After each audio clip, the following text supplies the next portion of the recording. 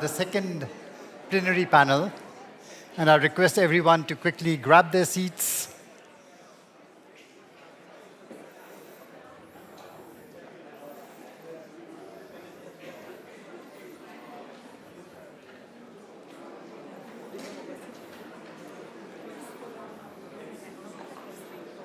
Pardon?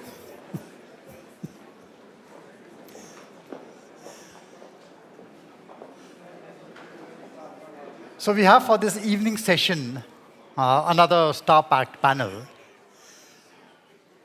And this one is on multilateralism, and trust the Bled Strategic Forum to actually put together a fully multilateral panel to discuss the issue of this very vexed question of multilateralism. Is there a future for multilateralism? What happens in a multipolar world with multiple stakeholders? Where are we headed?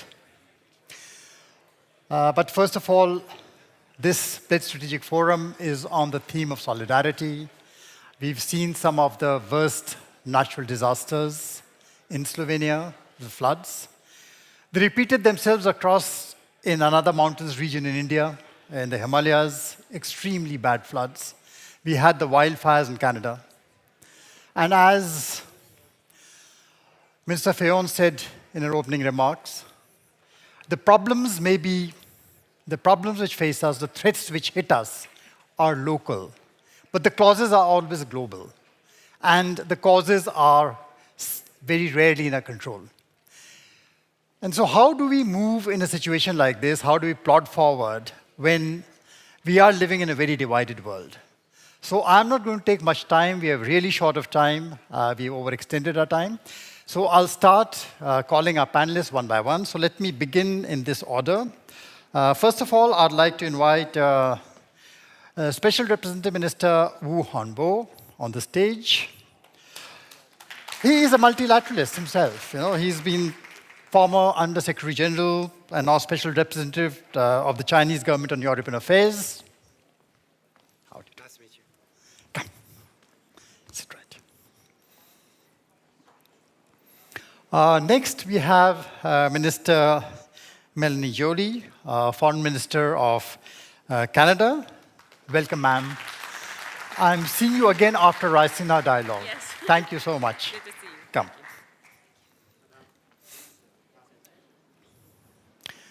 Dr. Ignazio Cassis, Counselor, Federal Counselor, Head of the Federal Department of Foreign Affairs of Switzerland. Welcome, sir.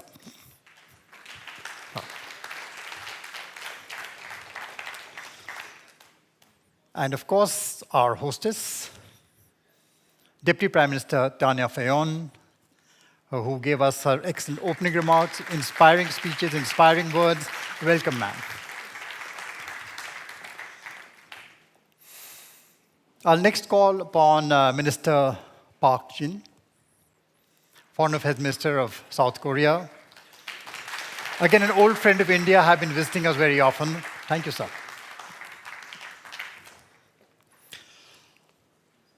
Lord Ahmad of Wimbledon, Minister of State for the Middle East, North Africa, South Asia, and the United Nations.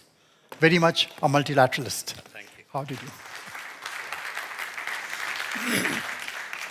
And last but not the least, we have Shashi Tharoor, Dr. Shashi Tharoor, a committed multilateralist, also another Under Secretary General. Come, sir. Former. Come.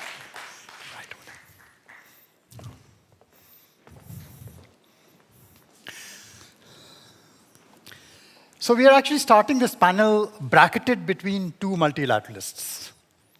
And I'm going to be the disruptor here and throw questions at them randomly. But there is some method to the madness. We have, let me start with the hostess, Deputy Prime Minister Fajon. You were at Raisina in 23 this year, early this year. And you spoke something about a fragmented world, that the more fragmented the world is getting, the more divided it is getting. And that is the kind of world we've started living to inhabit, the more divisions are happening.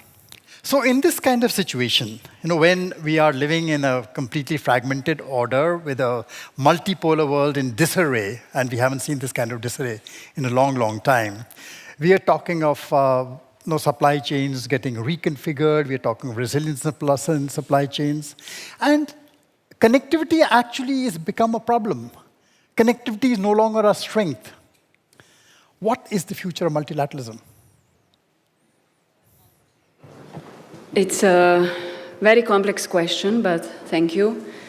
It was something that we've been discussing in length in India, in a Resina dialogue, and it's great to see some of very familiar faces that we've been discussing the same topic. I have to say that I had a great experience and maybe a privilege in the last year that I visited many parts of the world and discussed with many partners during the campaign for the Security Council.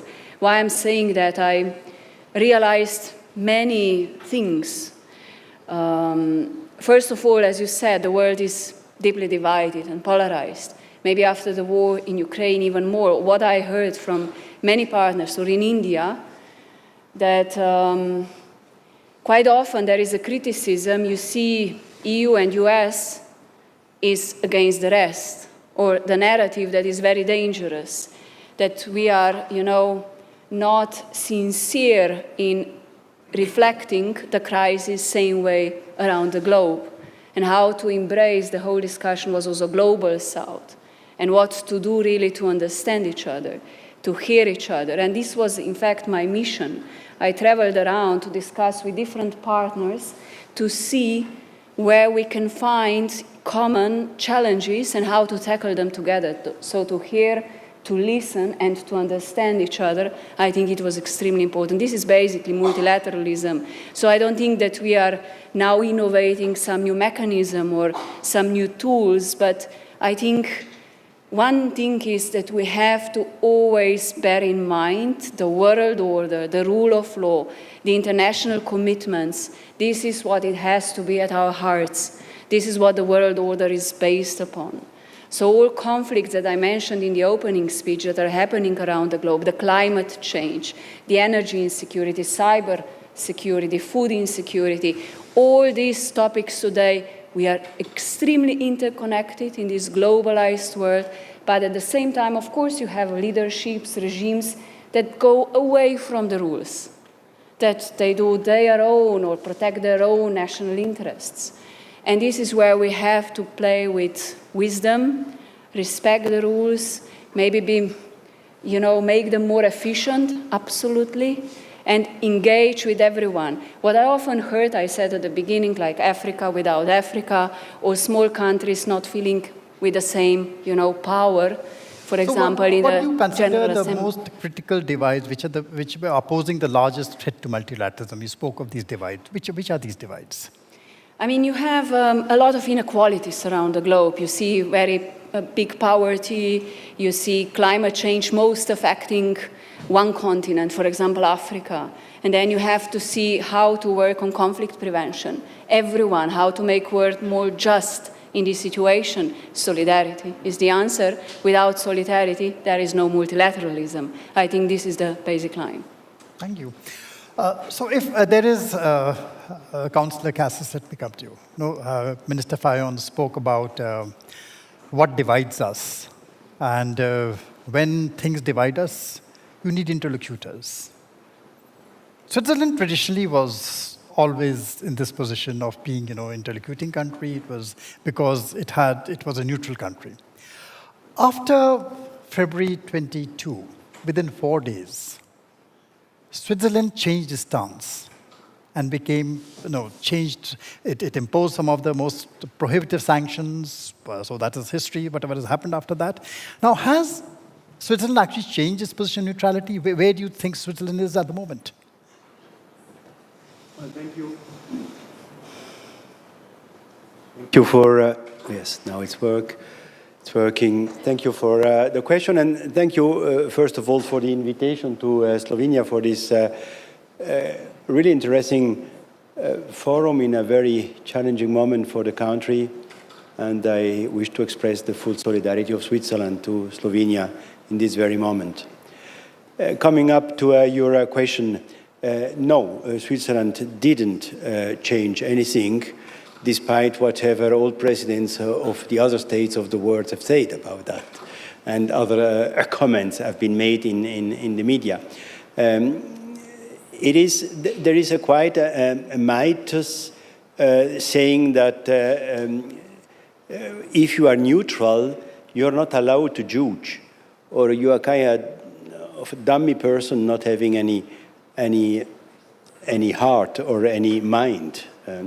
Well, this is not the case for Switzerland. Of course, we have a constitution, we have the values that are written in the constitution, and neutrality does just mean that we cannot deliver weapons, we cannot deliver troops, we cannot apply to a military alliance like the NATO or things like that. But it doesn't mean indifference. It doesn't mean that we condemn the violation of the UN Charter, that we condemn the violation of the international laws. This is belonging to our DNA and has been already there. And neutrality is actually, until now, by now, in the interest of the other countries more than of Switzerland, because what we could do during the last decades were to help other countries not speaking together to find ways to resolve some conflicts. We are still doing this for many countries in the world, and this is an added value that for other countries is done, but not impeding us to very clearly condemn the violations of the laws, of the international laws. Thank you, Lord Ahmad. Let me turn to you. You know, we talk of rules-based international order, but many times when we start talking about the divides which you've been discussing, and let me posit the three divides which exist today. There is a divide. There's an iron curtain across Europe. It's resurrected after 30 years.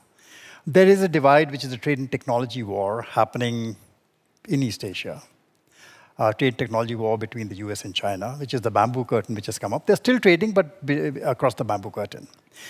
There is a new divide which has now got resurrected, which the world had completely forgotten with globalization.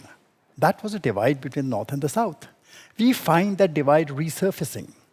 Now, within these divides, people, when they use these terms, actually are not even talking the same language.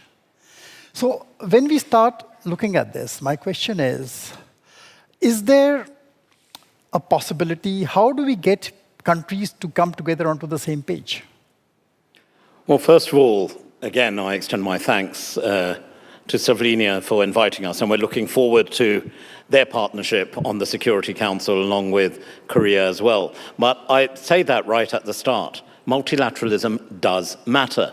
Why? Because when you look around the world, all the different institutions of the UN and indeed other multilateral organizations, I'm sure I speak for every minister around the world, everyone's vying for getting a position on a particular organization. Why? Because I think we all collectively, irrespective of the differences you highlight, recognize that multilateralism has a role to play. And there's a big answer to that, because it has delivered. If we go back to 1945 and the institutions of the United Nations that were created, it's not perfect, I fully accept that. Does it need reform? Absolutely. Does it need to reflect of the world of 2023 and not the world of 1945? I would argue that's also reflective of other institutions. But nevertheless, what we've prevented is, thankfully, and long may that continue, a real global war where we have solutions. World trade has been growing. Are we still in a position to do that? No, why? Because we recognize, I think, collectively, many countries, that when you come together, irrespective of differences, that actually there is unity, actually provides solution. I'll give you a practical example. We were all really caught up with the COVID-19 pandemic. It stopped us, a new way of thinking. You mentioned technology. I mean, I never use Zoom or Microsoft Teams, but now they're part and parcel of our vocabulary. My children are still far more savvy than I am. But that said, I think what we recognized was that we found solutions, that there was academia from Oxford University, there was manufacturing capacity we found in India, but actually ultimately we were at our best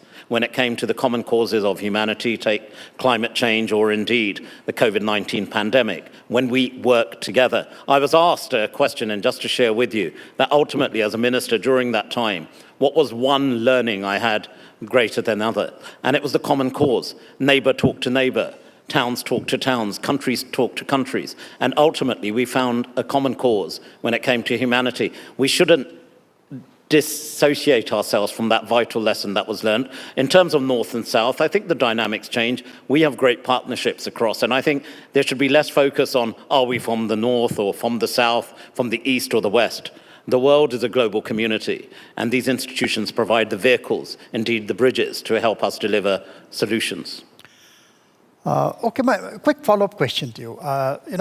There is what we've been seeing over the past few years, especially the date comes back to our mind, 15th August 2021. There was, the North and the South were practically united on the question of the fight against terrorism. The global world was one. Everyone kind of collaborated on this. Countries came together. Then suddenly things changed.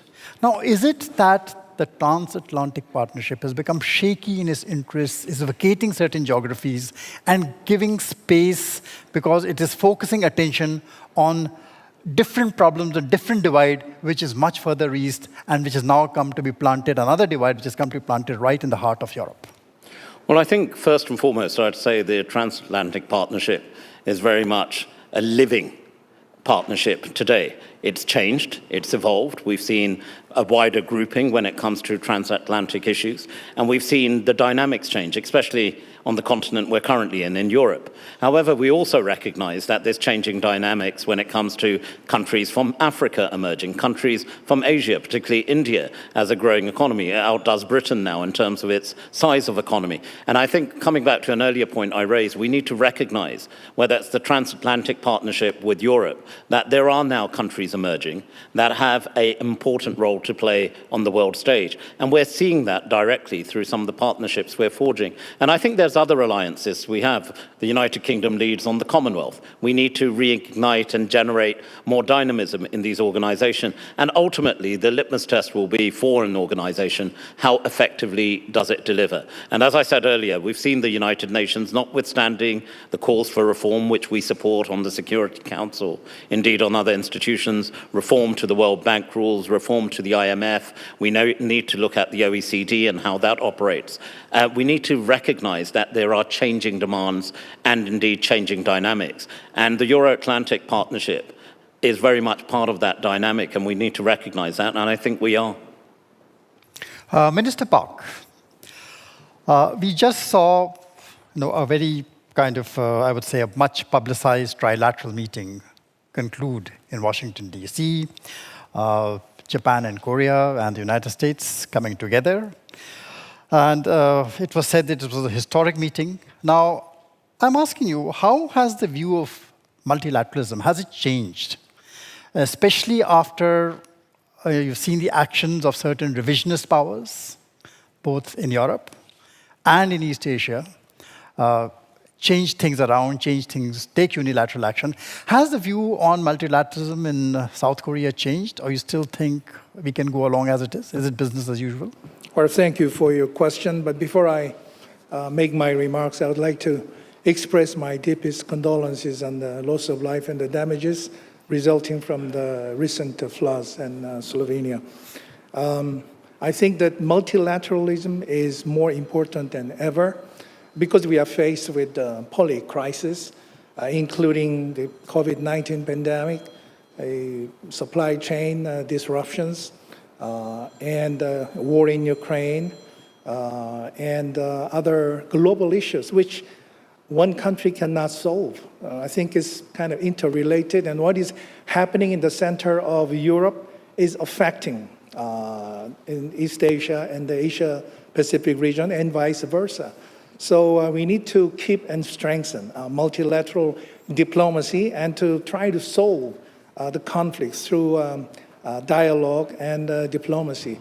So Korea, under the Yoon Suk-yeol government, has made a commitment through our global pivotal state initiative that Korea would try to contribute to freedom, peace, and prosperity of the world based on the core values that we believe in, which is democracy, free markets, rule of law, and human rights.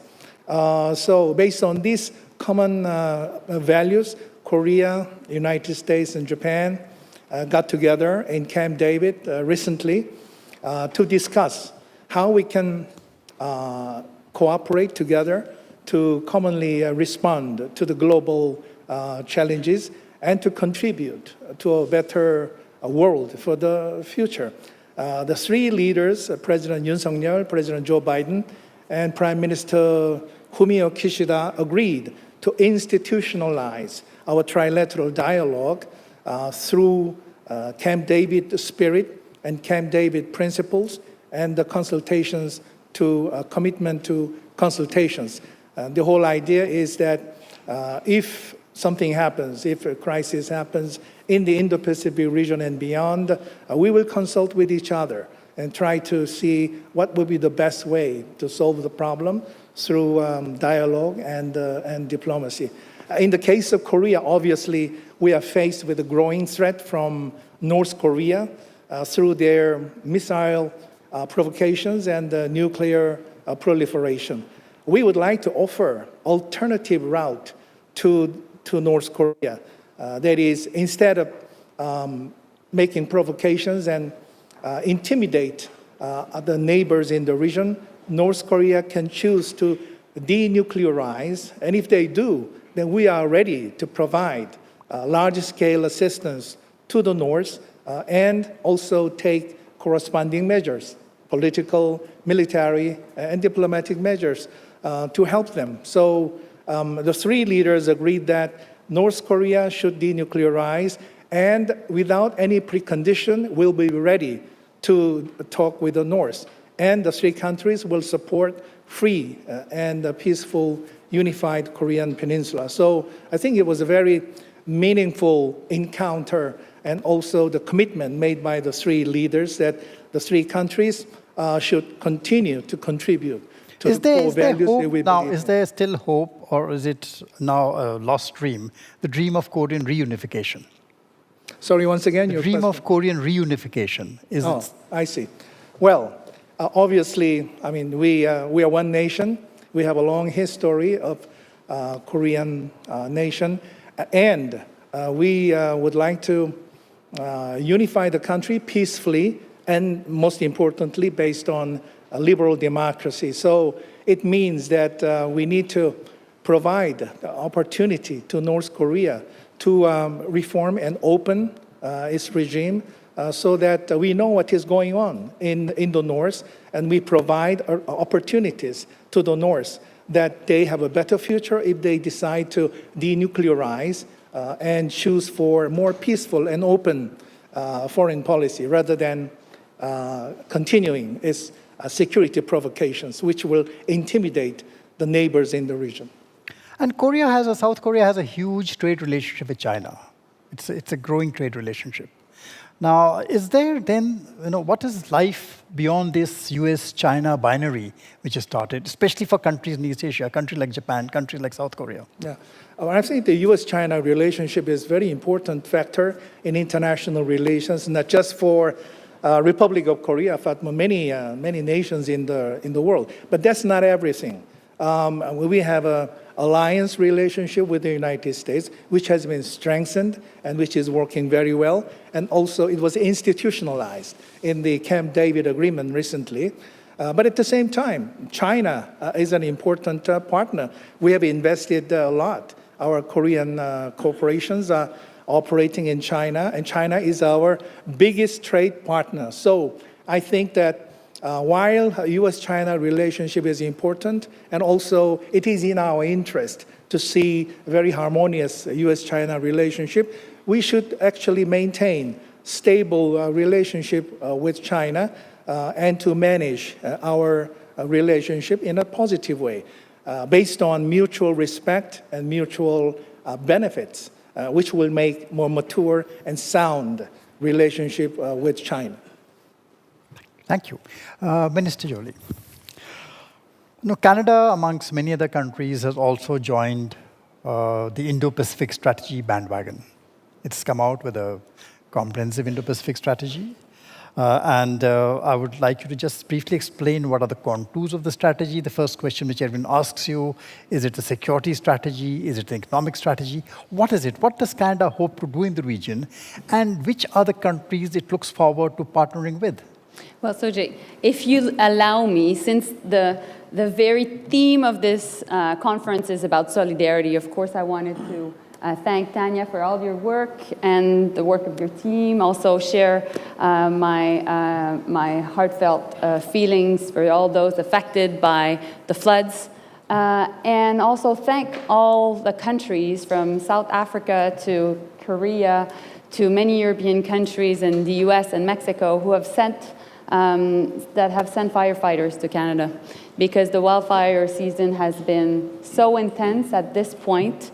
The area that has been burned in Canada through wildfires just this summer is greater than the area of Greece.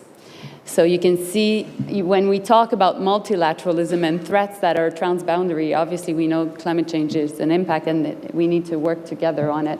Canada believes in multilateralism, which is at the core of our discussion today, because of course we've been an architect of many of the rules that from the blue helmets and peacekeeping to the Ottawa Treaty on landmines to right now our global partnership on AI, are working also on reforming the WTO through the Ottawa Group. So we believe in it. But we know that even before the war in Ukraine, there had been some developments that were questioning multilateralism and bit by bit much more tensions, underlying tensions between states. You mentioned between the North and the South, and definitely also we're seeing what is happening in Ukraine and Europe and what is the tensions that are flaring in the Indo-Pacific. So we know that we need to strengthen multilateralism. We need to make sure we have the same rules for all. It can't be small countries against big countries. We need to work together to reinforce that. But also we understand the call by many countries to reform our multilateral system, which is far from being perfect. And so in that sense, we take note of the importance of really looking into the World Bank and the IMF and the financial institutions that underpin our international system.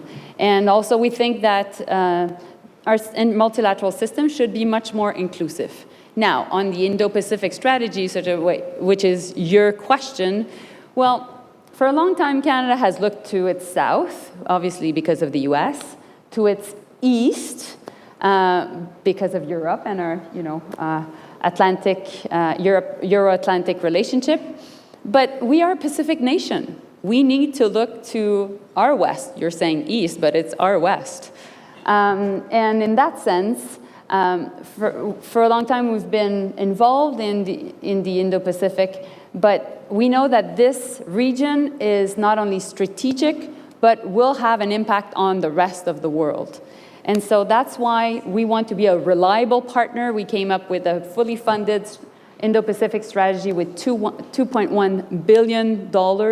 It is linked to making sure that we the 5 priorities are security, trade, people-to-people, immigration, everything linked to climate mitigation, and finally diplomacy. And the core players with whom we want to get involved more are definitely ASEAN. We recognize ASEAN centrality. We want to become strategic level partner of the organization.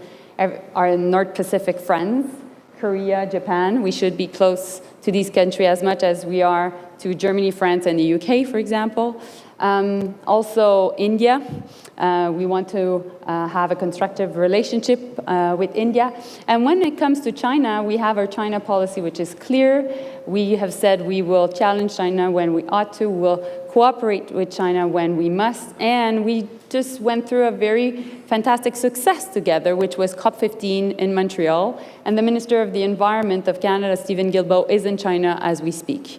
And so we believe in having strong having a strong engagement with China, although we don't always see eye to eye, but I think we can move in the right direction. So you feel that Canada, through this strategy, does it stand to gain from building more resilient supply chains, more diverse supply chains? Is that one of the gains? Well, Canada is a trading nation. We're 40 million people at this point. We're the country that grew the most in terms of population in the world last year. But we need to make sure that we trade more. We have lots of natural resources, lots of energy, 20% of all the water in the world. And therefore, we have this capacity to trade. We're the only G7 country that has a trade agreement with all other G7 countries, Europe being, for example, CETA. And within the Indo-Pacific, we're part of CPTPP, which is the biggest economic infrastructure of the region. We're part of APEC as well, part of ASEAN. So we want to make sure that we have more trade. We know that there's $100 billion worth of trade between China and Canada. So we want to make sure that we can manage a relationship that is beneficial also for both countries. Minister Hongbo, the name of China has been taken several times across this panel. We are seeing increasing multipolarity in the world. And to a great extent, yes, China has been a moving factor in creating this kind of multipolarity. You have the SCO, you have the BRICS, and now you have an expanded BRICS with 6 other members. Now this increasing multipolarity, is it aiding multilateralism, or is it trying to create separate gated communities, which then throw a challenge to the larger multilateral order in the hope of reforming it, maybe? Well, thank you very much. First of all, I would like to, on behalf of the Chinese government, express our condolences to the victims of the floods in your country, Deputy Prime Minister and Foreign Minister. The climate change is crazy, taking a lot of tolls. And this year, Beijing was flooded in parts, and some of the provinces were also flooded very seriously. Now, I'll come back to your question. Let me pick up one point you raised before, the divide between the North and South. And a lot of explanations were given. I learned a lot. Let me share with you my observations. There are 2 things that should have our attentions. Number 1, double standards. I think the German Chancellor, after visiting some countries, he said in May, to the effect, those people do not feel against our principles. They have agreements against double standard. Point number 1. Point number 2, unmet commitment. We all understand in the 1970s, United Nations made a decision that rich countries will donate 0.7% of GNI as ODA to the developing countries. If you look back the 40 years or 50 years, 5 or 6 countries out of 30 met the target.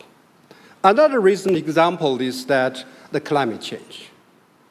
$100 billion every year, nowhere to find.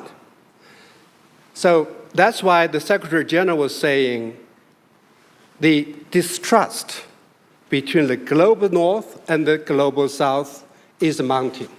So this is my point. About the development of multilateral polar world and multilateralism, what kind of a relationship between the two? Well, as far as I'm concerned, the multilateral world is developing hand in hand with the multilateralism. However, multilateral world sometimes could be positive, sometimes less positive. Let me give you a positive example. Recently, the BRICS had a summit in South Africa. I will not repeat what has been reported in the newspaper. I just pointed 2 things. One, the main purpose of the BRICS is to consolidate inclusive multilateralism So the minister, Madam Minister also mentioned the inclusive. This is very important. If a group of countries, they do not present inclusiveness, it's an extremely exclusive group, then it will not help the multilateralism. And secondly, if you read the 6 countries, look at the 6 countries, new members of BRICS, 4 from the Middle East. We all know the complexity in the politics in that region. To have 4 countries with different ideas staying at the same group, I think that's very good for multilateralism, good for peace and development. Thank you. Let me now take you up on the question of inclusivity and inclusive growth. As long as globalization worked, free trade worked, and worked for 20 years, it worked as long as it was seen as something inclusive. Everyone fit into the tent, everyone went along, everyone wanted to be a part of it. Until it was discovered that it was not inclusive enough within nations, we started questioning the very logic of that kind of globalization. Then you had the whole issue of supply chains, and supply chains which broke down during COVID. Now, today we are talking of resilient supply chains. We're talking of supply chains which need to be more flexible, more resilient. And there's a lot of talk of onshoring, offshoring. What does this matter for China? What is China's strategy to counter this? Well, frankly speaking, it's making life difficult for the Chinese. So far, because of the globalization, has brought a lot of benefits to each and every country. Now, all of a sudden, there are ideas emerging: decoupling, de-risking, small courtyard with high walls, and friendly shoring. You know, the end result is, if you look around the world, there are several silos. People trying to produce the same thing with different quality at different prices. That is such a waste of time, such a waste of human resources. And another thing is dangerous, is the geographical, geopolitical interests, a consideration, are prevailing over normal business consideration. I think we can spend a lot of time on this, but that is leading us to the wrong direction. Would you like to come in? Yes. Yes, Mr. Park. Can I Quick intervention. Can I add a few words about multilateralism and regional strategy? As you may know, Korea announced our Indo-Pacific strategy in December last year, and the whole idea is to maintain and develop free and open Indo-Pacific based on 3 principles: inclusiveness, trust, and reciprocity. The idea is not to exclude any one country or to alienate, but to offer opportunities for maintaining the rules-based international order. There's the same vision. It's shared by the Camp David agreement among the 3 countries, that is to maintain free and open Indo-Pacific. But at the same time, as I mentioned, we think that Northeast Asian kind of community of nations, including Korea, China, and Japan, is also important. So we would like to prepare for a trilateral summit meeting, possibly within this year, as we have done before. And it was interrupted by the COVID-19 pandemic for several years. But we would like to introduce, again, good cooperative relationship among Korea, China, and Japan. It's very important. I know that some people talk about decoupling from China, but I think that it's neither possible nor desirable. And I think that de-risking is perhaps more practical. That is to diversify and reduce our over-reliance on one country so that we can have a more good management of our supply chain mechanism. So in that sense, India, I think, is looming large. and we are celebrating our 50th anniversary of our diplomatic relationship between Korea and India. Many Korean companies are investing in India now, and we look forward to participating in the G20 meeting in Delhi soon, next month. Finally, UN Security Council. Korea is joining the UN Security Council as a non-permanent member together with Slovenia, and also we work with Switzerland. And I think that the problem with UN Security Council is that because of the internal differences of views, it's becoming more paralyzed. And I think that this is a role of E10 countries, non-permanent member countries, to make a more active and substantial input into the discussion of the UN Security Council so that it can perform adequately and promptly. So absolutely, as I said at the beginning, multilateralism is more important than ever, I think, in the history of our international relations. Oh, I'll come back. So Shashi, let me come back to you. We spoke about the G10, Mr. Park said. Mr. Park said G10, another group of countries which is more coherent, more cohesive. Now, when you're talking of coherence and cohesiveness, we're actually talking of gated communities. Now, can these gated communities solve the problems of the world? Or we need something like the G20 or a bigger organization, perhaps, which is a divided house, which will be a divided house. But it is better to debate in a divided house than reach consensus in an echo chamber. Yeah, I think we're slightly guilty of a confusion of terms here. Multilateralism has always implied a certain universalism. Multilateral solutions involve, for example, the United Nations, the worldwide organizations. What we're seeing increasingly with these smaller groupings is what really is plurilateralism. It's a number of countries. India has become a bit of an ace at that. Our foreign minister meets with his Chinese and Russian counterparts in RIC. Then he adds the Brazilians and the South Africans, and he goes and attends BRICS.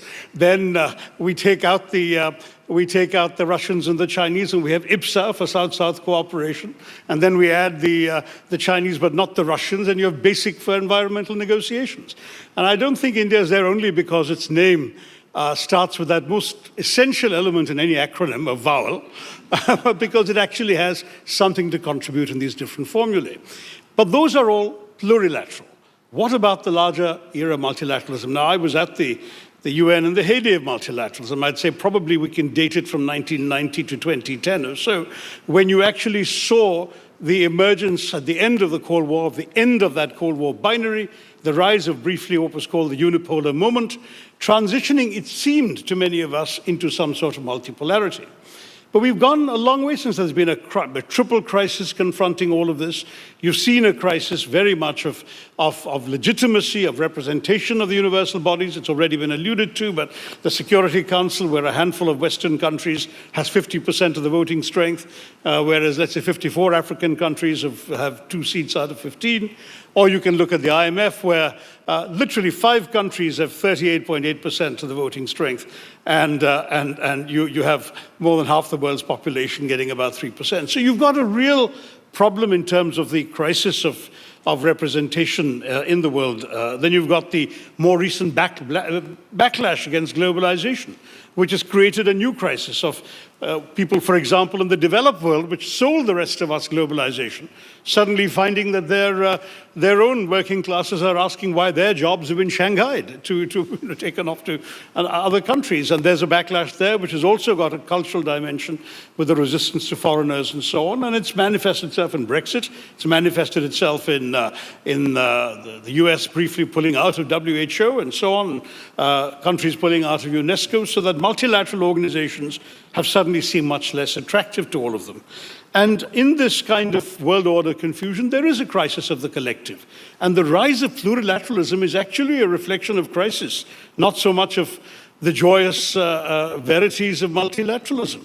Because if you're going to be sitting around in smaller groups at a time when the world, as the Korean foreign minister just said, needs multilateralism more than ever, how are you going to get there? The honest truth right now, Sanjoy, is that... Shashi, an agnostic plurilateralism, the kind you say certain countries like adopt, will be part of grouping A, will be part of grouping B. Is an agnostic plurilateralism the substitute of straddling the way forward to straddle some of the divides we've spoken about? Are these the countries which will be in a position to straddle the divide between the North and the South, between the East and the West? But I think if you phrase it that way, you still have to look at the broader, look at the recent geopolitics of the world, right? We've had both the pandemic and Ukraine dramatically demonstrating to us how much multilateralism is under crisis. The pandemic and our failure to respond to it as ideally we might have liked, even at the regional level, even within Europe, the first reaction was to throw up the barriers. Suddenly the whole Schengen agreement, which was such a dream for European integration, disappeared. There were borders coming up between Schengen countries. Poor Italy became the first European country to get COVID. What did the European neighbors do? They shut it down. They actually wouldn't let people, medicines, etc., travel into Italy. I know they recovered from that, but I'm just saying we saw a world in which the first reaction to the pandemic everywhere was every nation for itself. Today, I'm sorry to say, Lord Ahmad, Britain is about to throw away vast quantities of vaccines because you essentially ended up acquiring 3 times more than your population needed to vaccinate your people against COVID, whereas African countries waited and waited for vaccines and never came. So where is global solidarity and multilateralism under the pandemic? The Ukraine war, another crisis, where you've seen a permanent member of the Security Council violating the sovereignty of a member state of the UN, and nobody could do very much about it. And indeed, we're going on now for quite some time with that crisis. So when you look at these particular institutions, these smaller ones, they actually evade the central question of our time, which is how do we rescue multilateralism at a global level, give it credibility, make it work without these triple crises that I've talked about, and without the kind of issues that we've seen both through the pandemic and through Ukraine, which have undermined us so profoundly.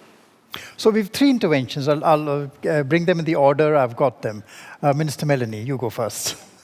Well, just to go back on the question of multilateralism and what it means, I think we know that multilateralism is being questioned, but fundamentally behind it, it's institutions that are under strain.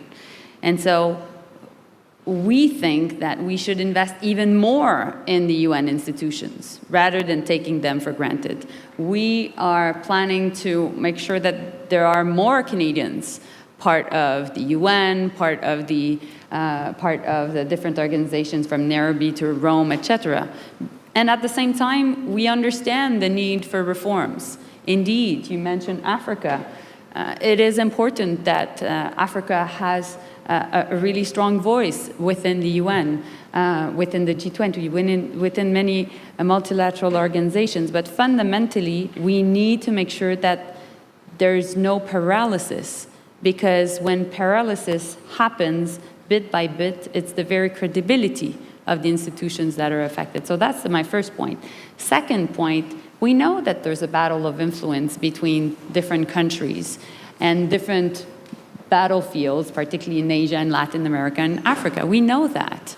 What we think is at stake is the stability of the world. So it is important that although we don't see eye to eye with countries, that we can keep channels of communications open. And so in that sense, we need to invest even more in diplomacy. It's like prevention and going to, whether you go to the emergency room or you actually invest much more in prevention. So it is good that you have a breadth of countries in front of you that don't necessarily always agree, but at the same time that we can agree on certain aspects of communications, particularly the questions of climate change, global health, development of AI, things that are linked to the benefit of humanity, because if we don't, and if we fall into much more that battle of influence at the very core of what we do, well, you know, we're not doing the right work for the next generations. Lord Ahmad, you are raring to counter Dr. Shashi Tharoor. Well, first of all, can I just say I totally agree with Foreign Minister Park on the need for multilateralism to be real, dynamic and responsive. And the question I would pose almost to everyone here is when we talk about the challenges and we talk about the the whole multilateral world, where do the challenges come from? Who constitutes the multilateral world? It's the members themselves. That polarization, that stagnation, that conflict arises because one member of a grouping, as opposed to another member or a collection of groupings, oppose each other. One sort of starting point, if we are to reform and reform effectively, is to ensure that multilateralism means irrespective of difference. And there's going to be difference. I mean, by God, I've got a big family, and boy, do we have differences. But in the multilateral world, we have those differences, accepting them. What is the common premise? Shashi mentioned rightly the whole issue of COVID. When the initial challenge of COVID came about, what was it? It was the fear of the unknown. We didn't know what dynamic we were dealing with. And the natural inclination, it's human instinct, the barriers go up, whether individually or collectively as a country. But actually the realization, I would argue, that overcame that was that there was not one single nation that could provide a unique solution.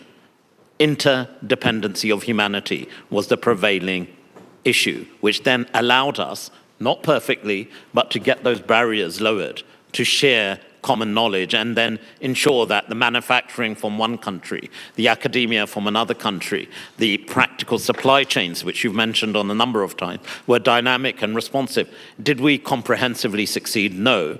But did we address the major issue of the pandemic itself? I would argue yes, but also there were lessons learned on how we could respond more effectively and dynamically. And this whole issue of climate change, as we stand in solidarity with the people of Slovenia, and by God, I've again experienced just from one location to the other. I was saying to the foreign minister just now, getting soaked in the process. And us Brits are common, we understand rain. But nevertheless, climate change will not be resolved until each and every one of us recognize that there's a commonality that's required and a universality. And when we talk of reform, and I back what Shashi said, we have an organization called the United Nations, which for all its faults still provides a key area of discussion and forum. We have differences with the Russian Federation, but I sit in Security Council meetings with Russian representatives. Is it perfect in terms of exchange? Far from it. But the fact is the conversation continues. And each country, wherever we are in these regional groupings, I agree with Shashi to a certain extent that they've been strengthened because countries feel that their interests are not being served. I say to all those countries, and we're part of different grouping, we've joined the CPTPP and others as well, is to recognize, though, that it's the part of the whole, and we all have a component part to play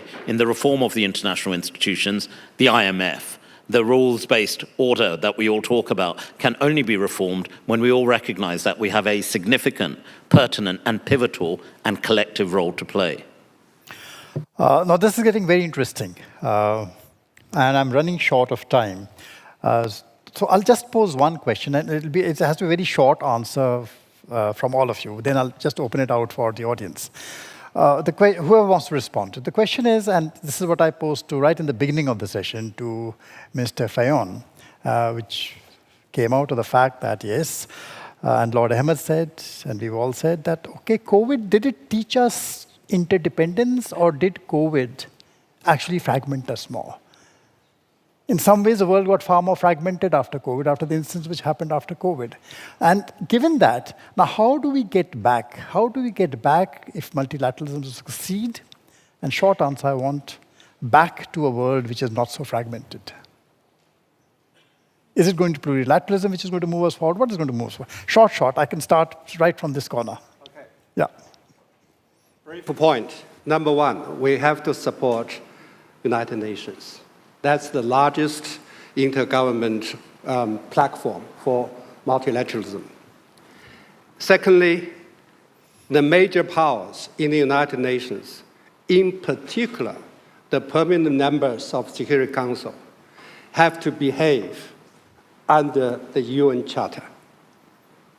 That is very important. Otherwise, we cannot convince other member states. Number three, all members of the United Nations should be treated equal. So talking about reform, the voices and representation of small and medium-sized countries should be increased. That's a priority. Number four, we should concentrate more on development issues. Now, talking about the politics, yes, they are important, but development issues are also very important. Without development, there's no security. Without security, there will not be development. They are intertwined. So the United Nations, multilateralism should make more efforts for sustainable development. Thank you. Well, I think that COVID taught us that we needed to have a form of resiliency in our supply chains, that we needed to be not overly dependent on other countries in key areas. For example, in vaccines, Canada needed to manufacture vaccines again. And so that's just a key example. And that led also to some key initiatives when it comes to, for example, critical minerals, etc. Now, what we learn also is global health is something that we must work together. I'm not surprising you by saying that. And so having stronger collaboration, even with countries that we don't see eye to eye, is really important. And finally, I think that right now countries are facing just compounded crisis, polycrisis. We've talked about it. Tanya referred it also, and our Prime Minister referred it in his speech. So it's COVID, but also it's climate change, the impact of the Ukraine war. And so more than ever, what is at stake is the stability of the world. And so we need to work together. We need to make sure that we have pragmatic solutions. And you can count on Canada to be an honest broker and making sure that we bring a lot of parties to the table to undergo these reforms. Councillor Cassis, you've been a doctor. There are always been forms of multilateralism from an historical point of view, even during World War II, even in the centuries before. Global problems need global answers. And one of the first known global problems in the history of mankind is pandemics. Pandemics have always been global problems, and we had to realize already 200 and 300 years ago that we had either to stop the borders or to find other cooperation with countries. So I think it is not right to see or to think, or I would answer to your question, both are true. The pandemics that learned us that we are interconnected. See trade with China, for instance, just the protecting masks. This is the best possible evidence of that. And secondly, it is a transmittable disease. We have to stay at home and to stop human transmission. And that it's not a political choice. It is a viral choice to do. But I guess, again, cooperation in the world, so it's not a question about multilateralism. We wouldn't have one. We had to invent one.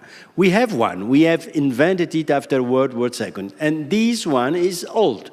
It has to develop. And this is the very problem. We are not supported just to, we are not called to support just to support the UN. Of course, we have to support UN and to invest even more. But we have to help this international community to evolve in order to represent the world of today, which is not the world of 1945. And this is a reality we have to realize. This is true. We cannot concentrate the power on some states that were the winners of the World War II, and now we are in another world. But it's easy to say. But those who have the power are not very glad to give the power up to others. I mean, we are human beings. We have been human beings for centuries. And so this is the real problem, is how to put this discussion on a road that can be discussed. That is not generating some totally violent reaction because you put my power into question. But how to do it? Nobody has the magic bullet until by now. Mr. Fayon. Yes, thank you. I'll start by saying that values-based approach can help us a big deal. Values have to be in a way restored based on the UN Charter we've all been talking about, restored and also put really in the front, because that brings us together when we are addressing together global challenges. Just look back to the extreme weather conditions. There is no single country in the world that cannot be today affected by climate change. And then you have inequalities that we know well. There is a big part, rich part of the world that is the biggest consumer and at the same time the biggest polluter. So we have to work, I say, values-based approach on solidarity to make also this just green transition. And not only on the topic of climate change, and this is the question of solidarity, multilateralism, that is really helping us all one or another way, because we are so interconnected that any crisis, no matter where, is affecting sooner or later the other part of the globe. And that's why I say we have to restore and we have to strengthen values-based approach. Minister Park. Yes, I think I'm slightly cautiously more optimistic about multilateralism in terms of its utility and validity than Dr. Shashi Tharoor. Look at the case of NATO. I was in Madrid, Spain last year, and also Vilnius, Lithuania this year. Korean president participated in 2 NATO conferences for the first time in the history of Korea. What I'm trying to say is that Russian invasion, armed invasion of Ukraine, which violates international law and UN Charter, has made it very clear that we need to consolidate our cooperation and to deal with this issue together based on the solidarity, as Tanya has mentioned, which is also based on the core values that we believe in: democracy, free markets, human rights, and rule of law. So it is very noticeable that Korea, Japan, Australia, and New Zealand, which are not the members of NATO, have formed a group with the Conference of NATO as a AP4 countries to discuss the impact of the European Ukraine crisis on the Asia Pacific. And we learn from your experience, the European view and European perspective on what is going on in this part of the world. So I think in that sense, BLED Strategic Forum is unique and very valuable from our viewpoint to learn about your views and your perceptions. Same is true in Indo-Pacific. As I mentioned, we announced the Indo-Pacific strategy last year. Many European countries are participating in the Indo-Pacific region.